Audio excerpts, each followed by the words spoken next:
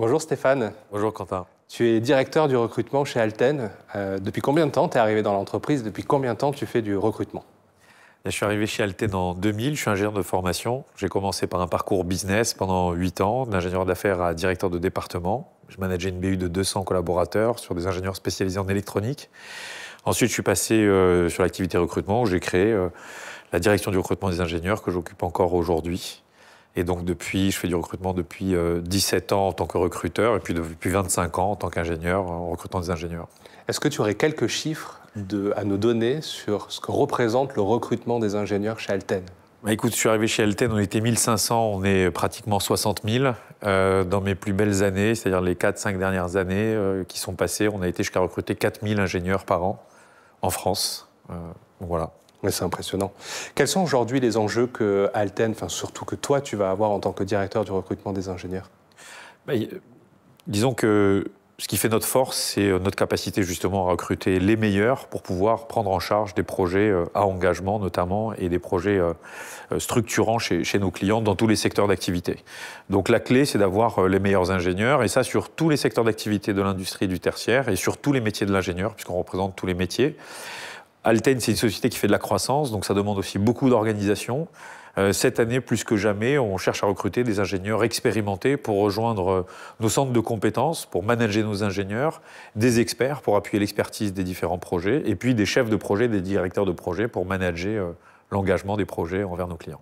Moi, j'ai une question qui me taraude avec toute l'expérience que tu as en recrutement. Entre les premières années où tu as commencé à faire du recrutement et aujourd'hui où on voit avec l'émergence des nouvelles technologies, l'intelligence artificielle pour ne citer que cette nouvelle technologie, quelle est ta vue par rapport à cette transformation? Je suppose que le métier a dû se transformer. Ce qui est super, c'est que le métier de recrutement, c'est un métier qui évolue en effet rapidement et qui a beaucoup bougé sur ces dernières années. Quand je suis arrivé, alors je regardais de loin des CV arrivés par fax, hein, ça m'est jamais arrivé de les traiter, mais pour te dire à quel moment je suis arrivé. Ensuite, on recevait des CV par mail, par courrier, énormément. On faisait beaucoup de forums pour aller chercher du CV papier. Aujourd'hui, on a un processus 100% digitalisé, il n'y a plus de papier. On discute avec des gens sur des réseaux sociaux, comme LinkedIn, pour ne pas les citer, des job boards. Même quand on va sur des salons ou des forums écoles, on ne prend plus de papier, on scanne des QR codes. Et ensuite, on traite toute cette donnée avec des outils, et notamment de l'intelligence artificielle, pour pouvoir sélectionner, traiter et suivre l'ensemble du processus de recrutement qui est aujourd'hui 100% digital. La direction du recrutement des ingénieurs, ça représente à peu près combien de personnes? En France, on est à peu près 150 recruteurs avec ses managers, une équipe campus également qui nous accompagne sur la relation avec les écoles, une équipe outils justement pour maintenir tout ce dispositif, ce processus. Et on a surtout en face de nous à peu près 400 business managers qui sont finalement les futurs managers des consultants qu'on recrute. Alors, j'ai envie d'aborder maintenant la question de comment réussir sa candidature et son entretien quand on souhaite postuler chez Alten, mais j'ai envie de dire pas nécessairement que chez Alten. Qu'est-ce qu'un CV doit impérativement avoir en 2025? Alors, déjà, pour comprendre ce qu'il faut mettre dans un CV, il faut essayer de comprendre le job du recruteur. C'est souvent pas très sympathique de le dire, mais la première lecture qu'on va avoir d'un CV, c'est à peu près 10 secondes. On va évidemment y repasser et prendre un peu plus de temps. Mais en 10 secondes, il faut qu'on arrive à capter la candidature. C'est-à-dire que côté candidat, ce qui est important, c'est d'avoir un CV qui est organisé, structuré et qui permet au recruteur de rapidement trouver l'information qu'il recherche. Qu'est-ce qu'on cherche sur un CV? La formation, les expériences, les compétences techniques acquises. Et de plus en plus, ce qui nous intéresse en tant que recruteur, c'est réussir à détecter des qualités personnelles, les soft skills, et des math skills, c'est-à-dire ce qui va faire que le candidat est unique et faire ressortir en effet sa personnalité et sa qualité qui le rend unique finalement. Donc ce que tu es en train de me dire, c'est de faire vraiment ressortir des éléments clés, saillants, qu'on a envie de faire sortir dans son CV pour que le recruteur puisse puisse être capté dès les premières secondes. Exactement, puisque si on prend deux ingénieurs qui sortent de la même école et qui font des stages à peu près similaires, pour se différencier, ça va être quoi finalement? C'est la vie associative, c'est les loisirs. Alors bon, les loisirs, on parle souvent des loisirs, mais dire qu'on fait du sport ou qu'on fait des voyages, c'est bien. Ce qui est important, c'est pourquoi on fait le sport, la compétition, pourquoi on voyage, l'aspect culturel. Et c'est ça qui fait qu'on devient unique lorsqu'on construit son CV. Je suppose que depuis que tu as commencé ton aventure chez Alten et surtout à la direction du recrutement, tu as dû voir un certain nombre de CV. Je ne m'aventurerai pas sur un montant.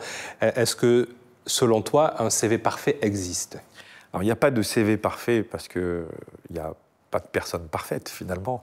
Un CV, ça doit nous ressembler et il n'est pas exclu aussi de se dire qu'on peut avoir plusieurs CV. Parce qu'en fonction de l'offre, du job, du métier, du secteur auquel on veut postuler, on peut organiser son CV.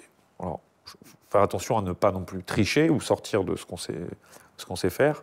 Mais en tout cas, mettre en avant finalement les compétences, les qualités, les expériences, qu'elles soient professionnelles ou extra-professionnelles, qui peuvent laisser penser au recruteur qu'on a les qualités et les compétences pour répondre à ce job. Typiquement, le titre du CV.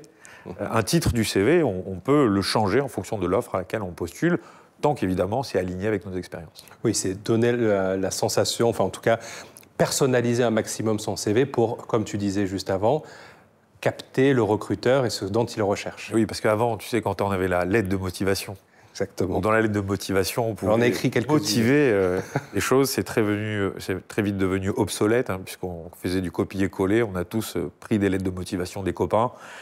Finalement, les recruteurs ne la lisent plus. D'ailleurs, on n'en reçoit plus, très peu. Et donc, tout l'enjeu va se trouver sur le CV.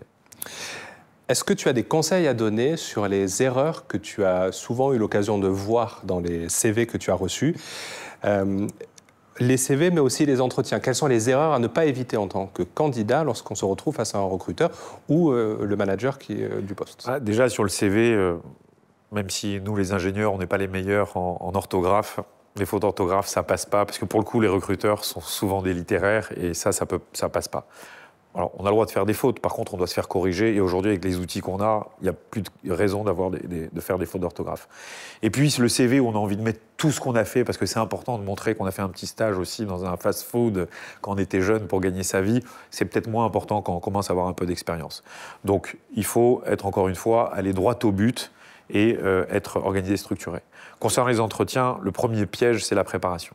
C'est pas acceptable aujourd'hui, lorsqu'on rencontre un recruteur ou son futur manager, de ne pas être préparé à l'entretien. Et ça se voit tout de suite. Quelqu'un qui est préparé, il est à l'aise, il est apaisé, il est tranquille, il n'est pas stressé. C'est ce qu'il doit dire. Et puis, ça se voit. Il peut se préparer sur l'entreprise. Hein. Aujourd'hui, on communique beaucoup sur nos sites web, mais sur nos réseaux sociaux. On donne beaucoup d'informations sur l'entreprise et se préparer aussi sur la personne qu'il va rencontrer, puisqu'on a aussi aujourd'hui, comparé à il y a plusieurs années, des informations sur la personne qu'on va rencontrer, qui il est, d'où il vient, sa formation, son expérience. C'est plus que réussir ou pas son entretien, je dirais que c'est une marque de respect. Ça, c'est la première chose. Et puis ensuite, montrer de l'enthousiasme, montrer de l'intérêt. Et quand je dis se préparer, même si on est passé dans un monde où on fait beaucoup d'entretiens en distanciel, au travers de visioconférences, mais lorsqu'on se rend dans l'entreprise, c'est aussi se préparer, être propre sur soi, être dans sa meilleure représentation de soi finalement. C'est toujours appréciable de voir que quelqu'un a fait un effort pour venir nous rencontrer. Tu parlais juste avant des soft skills et des math skills. Est-ce que tu peux en dire un petit peu plus aujourd'hui? C'est quoi l'importance des soft skills justement dans les process de recrutement? Alors, c'est vrai que quel que soit le job, au-delà de la compétence, et notamment quand on parle des jeunes ingénieurs ou autres d'ailleurs, sortis d'école, on ne sait pas tout, on ne connaît pas tout. Et le métier d'ingénieur, en tout cas le diplôme d'ingénieur, c'est un diplôme qui nous permet d'apprendre à apprendre. Pour apprendre, si on n'a pas la compétence, il va falloir être curieux, être en capacité de s'adapter, travailler en équipe, parce que dans l'entreprise, on travaille en équipe, avoir une bonne communication, savoir s'exprimer, mais c'est pas juste communiquer, c'est pas savoir s'exprimer, c'est aussi savoir écouter, prendre des notes, écrire, et puis montrer une capacité d'investissement. C'est-à-dire que si je suis motivé, je vais savoir m'investir pour apprendre et rapidement être opérationnel. Tu me parlais justement, avant d'être concis, précis, est-ce qu'il y a une longueur type de CV? Parce qu'on a tendance à en vouloir en rajouter, à faire en sorte, comme tu disais juste avant, de mettre toutes ces expériences, etc. Selon toi, c'est quoi le conseil en termes de longueur de CV? C'est vrai que le CV une page, ça reste quelque chose d'appréciable, parce que si on le lit en 10 secondes, on va de haut en bas avec une petite diagonale et c'est plus facile à lire. Pour autant, ça ne veut pas dire qu'il faut le condenser, écrire en polysuite et avoir un truc hyper rempli. Donc, il va falloir faire preuve de synthèse. Mais c'est déjà là où on voit quelques qualités personnelles. l'organisation, la synthèse. Lorsqu'on fait un CV, on doit faire preuve de synthèse, on doit faire preuve de communication, mettre avant les bonnes expériences. Et je pense que le CV une page reste quelque chose d'appréciable. On peut avoir à côté de ça un CV avec plusieurs pages, notamment pour les gens plus expérimentés, qu'on peut remettre lors de l'entretien pour plus de détails et laisser au recruteur ou à son futur manager à la suite de l'entretien. Aujourd'hui, l'ingénierie en France, mais également aussi l'IT Services, a énormément évolué au regard des nouvelles technologies, au regard des besoins des entreprises, de l'internationalisation. Est-ce qu'aujourd'hui, on peut dire que c'est une bonne période pour les candidats, en tout cas pour tous les jeunes qui cherchent leur voie, là on est en plein dans Parcoursup, de devenir ingénieur? Quels sont en tout cas les arguments que tu donnerais pour soyez des ingénieurs? Surtout en ce moment, on vit une période passionnante. L'intelligence artificielle, la data, la sécurité, toutes ces choses. Et puis surtout, pourquoi être ingénieur? Les ingénieurs changent le monde, quoi qu'on puisse dire. Et donc, si on veut participer à la construction du monde, quelle que soit l'industrie qu'on veut rejoindre, c'est en étant ingénieur. On parle d'énergie, de renouvelables, on parle d'aéronautique, on parle de sécurité, on parle d'usage aussi, du quotidien, de transport, autant de choses passionnantes sur lesquelles les ingénieurs finalement changent le monde. Et donc c'est, je pense, la première satisfaction qu'on peut aller chercher lorsqu'on a envie d'être ingénieur. Le métier d'ingénieur est tellement varié qu'on n'est pas cantonné à une seule discipline. Alors certainement pas. Quand on pense ingénieur, on pense souvent encore et malheureusement au codage. Le code, évidemment, ça existe, mais les métiers d'ingénieur sont très diversifiés. Chez Alten, on recrute plus de 300 spécialités différentes. Ça passe par l'électronique, la mécanique, le processus, l'amélioration continue, évidemment l'intelligence artificielle, la data, les usages, la liste est vraiment très très longue. Dans toutes les entreprises, on va retrouver des ingénieurs à tous les niveaux. Et en étant ingénieur, au-delà de faire de la technique, on peut aussi faire d'autres métiers. J'en suis le bon exemple. Je suis ingénieur, j'ai fait du commerce, j'ai fait du recrutement. Chez Alten, au marketing, il y a des ingénieurs. À la finance, il y a des ingénieurs. Finalement, le diplôme d'ingénieur, c'est une formation qui vraiment nous permet d'appréhender tous les autres métiers. Selon toi, comment le métier d'ingénieur va évoluer ces prochaines années? Justement, on parlait des nouvelles technologies. Comment ça va impacter ce métier? Alors, ça va vite, en fait, parce qu'on regarde l'évolution technologique, c'est assez exponentiel. Donc 2030, finalement, c'est loin pour savoir exactement ce qui va se passer. Mais c'est sûr qu'il y a un impact, notamment de l'intelligence artificielle, qui va aborder tous les métiers.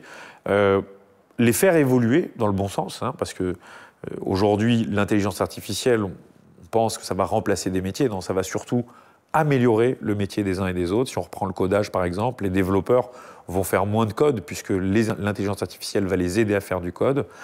Et donc, voilà, c'est tous ces métiers-là qui vont être impactés et évoluer pour se transformer vers notre capacité à se concentrer vers ce qui a de plus de valeur ajoutée sur un job, puisque l'intelligence artificielle est censée justement nous aider à récupérer tout ce qui est, en tout cas en grande partie, les tâches dites répétitives à faible valeur ajoutée. Et c'est pour ça qu'il faut savoir l'utiliser pour pouvoir améliorer son job au quotidien. Est-ce que tu as en tête des spécialités d'ingénieurs qui justement vont être beaucoup plus impactées par les nouvelles technologies et qui vont devenir les métiers de demain? Je suis ingénieur, je suis en école d'ingénieur ou je veux m'orienter dans les études d'ingénierie. Selon toi, à horizon 2030-2035, quels sont les métiers qui vont être recherchés et là où j'aurai le plus de chances d'être recruté? Alors, par rapport au secteur notamment qui se déploie le plus, on peut imaginer les métiers qui seront appelés à se développer, tout ce qui est lié au transport, qu'il soit terrestre, maritime, aérien notamment. Évidemment, tous les métiers qui tournent autour de l'énergie, quelle que soit l'énergie, et notamment le renouvelable. Et quand on parle d'énergie, on parle aussi de consommation, puisque on peut parler d'intelligence artificielle. L'intelligence artificielle va consommer aussi beaucoup d'énergie, mais la voiture électrique, l'avion décarbonisé, enfin toutes ces choses-là. Donc, c'est des secteurs qui vont en effet avoir de gros appels d'air, en tout cas sur les métiers d'ingénieurs futurs. Après, on restera toujours très proche des métiers qu'on connaît, puisqu'il y aura toujours de l'électronique, de la mécanique, de l'informatique, mais en sachant sortir un petit peu de la conception et utiliser des technologies qui vont nous aider à faire cette conception, à faire aussi la production des produits sur lesquels on travaille. On parlait juste avant des clichés que peuvent subir, en tout cas le métier d'ingénierie, et on parlait du codage. Est-ce qu'il y a d'autres clichés, selon toi, qui subsistent lorsqu'on pense ingénieur et qui sont complètement faux, qu'il faut les casser? Je ne sais pas s'il y a des clichés. En tout cas, tout ce que je peux dire, c'est que s'il y a des clichés, c'est qu'il y a une méconnaissance du métier. Et on le voit très bien avec l'ingénieur logiciel. Je trouve que c'est un métier qui est encore pas assez valorisé, pas assez entraînant, qui donne pas assez envie. Et pour cause, on n'en parle pas assez. Les ingénieurs sont des gens assez réservés, plutôt grosse humilité, hein, donc forcément on ne les voit pas lorsqu'ils font des choses extraordinaires, on utilise ce qu'ils font de manière extraordinaire, et de surcroît auprès des femmes dans les collèges et les lycées où on ne montre pas assez le sens de ce métier-là et qu'est-ce que ça peut apporter en effet dans le quotidien des uns et des autres. Et c'est le sens qui est censé attirer aussi des jeunes vers ces métiers-là et de surcroît les femmes. Justement, c'est une très bonne transition. Je voulais évoquer la faible représentation des femmes dans les secteurs des sciences, technologies, mathématiques au sens large du terme. Que pourrais-tu dire pour convaincre toute femme qui est à l'école ou en tout cas qui est en train de choisir sa voie, de convaincre justement de choisir des filières scientifiques, techniques, mathématiques? Comment tu pourrais les convaincre? Déjà, il y a deux choses. Le premier, c'est qu'il y a des femmes dans les sciences et elles vont plus facilement vers les métiers où on retrouve le sens assez naturellement. La biologie, la médecine. Et donc là, on voit le sens tout de suite, hein, évidemment. Voilà. Mais il y a aussi le sens, justement, dans toutes les autres industries. Parce que même si on fait des avions, il faut qu'ils polluent moins. Même si on fait des voitures, eh bien, il faut qu'elles soient plus sécurisées et qu'elles polluent moins. Lorsqu'on travaille sur du transport, etc. Donc il y a énormément de sens à apporter dans toute l'industrie, dans toutes les industries. Mais surtout, ce qui est le plus important, je pense, c'est l'usage, les usages. Il n'est pas question de laisser aux hommes définir les usages de tout le monde. Et donc, on a besoin aussi de femmes pour définir quels seront les bons usages de tout le monde. Et c'est pour ça aussi qu'il faut qu'elles participent à développer les produits et les services de demain. Je voulais juste faire un petit focus sur l'intelligence artificielle, même si on en a beaucoup parlé. Quel est l'impact aujourd'hui? On parlait de réduction des tâches, on va dire, qui sont un peu à moindre valeur ajoutée. Est-ce que tu vois d'autres impacts de l'intelligence artificielle sur les métiers de l'ingénierie? Je ne vois pas d'impact, en tout cas négatif. Je vois beaucoup d'opportunités, et notamment pour créer de l'innovation. Vraiment, c'est ceux qui l'utilisent, parce que je trouve qu'on est encore un peu timide. Moi, je dis souvent à mes équipes que l'intelligence artificielle remplacera le job de ceux qui ne sauront pas s'en servir. Et bizarrement, les jeunes qui sortent de l'école ne s'en servent pas encore très naturellement. C'est plutôt les gens expérimentés qui se posent la question sur comment ils peuvent améliorer leur quotidien. Et donc, je vois surtout des usages qui doivent être améliorés par l'intelligence artificielle, encore une fois, pour se concentrer vers des tâches à plus haute valeur ajoutée. Et donc, finalement, moi, en tout cas, je l'utilise comme un assistant qui m'aide sur toutes les choses que je n'ai pas envie de faire ou qui sont assez redondantes et qui, en plus de ça, les fait plus vite que moi et beaucoup mieux que moi en termes de qualité, parce qu'on a tendance à oublier justement de parler de qualité, on essaie de parler de rendement, de vitesse, d'aller plus vite. Mais la qualité aussi, elle est super intéressante. Alors attention, il faut aussi contrôler les rendus de l'intelligence artificielle. C'est pas encore parfait, ça ne le sera pas. Et notre job, c'est aussi de manager ce que nous proposent ces IA génératives notamment, puisque c'est ce qu'on utilise aujourd'hui. Et question, pour ma curiosité personnelle, est-ce qu'il faut encore apprendre à coder avec l'intelligence artificielle? Bien, déjà, ceux qui ne savent pas coder pourront développer des petits codes assez simples, puisque l'intelligence artificielle peut fournir du code. En revanche, pour les développeurs, c'est super intéressant, puisque justement, un développeur, c'est aussi une usine à développer du code. Et tout ce qui va être finalement code de base, ils vont le soumettre et le sous-traiter à l'intelligence artificielle. Mais là aussi, il faut contrôler ce qu'elle fait et s'assurer que c'est bien fait pour intégrer ensuite ces mini-systèmes, ces sous-systèmes dans un code un peu plus global. Selon toi, dans 10 ans, les ingénieurs, est-ce qu'ils travailleront de la même manière qu'aujourd'hui? Ils travailleront certainement différemment parce qu'ils travaillent déjà de manière différente depuis il y a 10 ans, mais ce n'est pas forcément lié à l'intelligence artificielle, c'est lié à l'évolution de la technologie et cette évolution assez exponentielle. Je pense qu'en 1 an, on a évolué aussi vite que dans les 10 dernières années. Et c'est ça qui fait la richesse de ce métier, encore une fois, c'est cette rapidité d'évolution de la technologie qui fait qu'on est constamment en renouvellement de nos compétences, en apprentissage de nouvelles compétences, et qu'on va plus vite et de manière plus agréable si on reprend les exemples qu'on a donnés. Ce que tu nous dis, c'est comment apprivoiser les nouvelles technologies pour transformer notre métier et finalement transformer les métiers de demain. Exactement, mais ça a toujours été le cas. Hein. Au début, lorsqu'on a sorti les premiers ordinateurs, quand tu avais un ordinateur sur ton bureau, c'est que tu étais un ingénieur. Ouais. Aujourd'hui, on a tous des ordinateurs sur nos bureaux. À un moment donné, on a sorti Internet. Bon, on l'a utilisé avant pour des projets, avant que ça soit donné aux particuliers. Mais de la même manière, le GPS, c'était d'abord un produit militaire, avant qu'on en ait tous un dans notre voiture ou même maintenant sur notre téléphone. Bon, ça commence toujours dans un bureau de recherche et de développement, et puis ensuite ça se démocratise et on est tous à utiliser ensuite ces produits-là. Merci beaucoup Stéphane. Avec plaisir, merci à toi.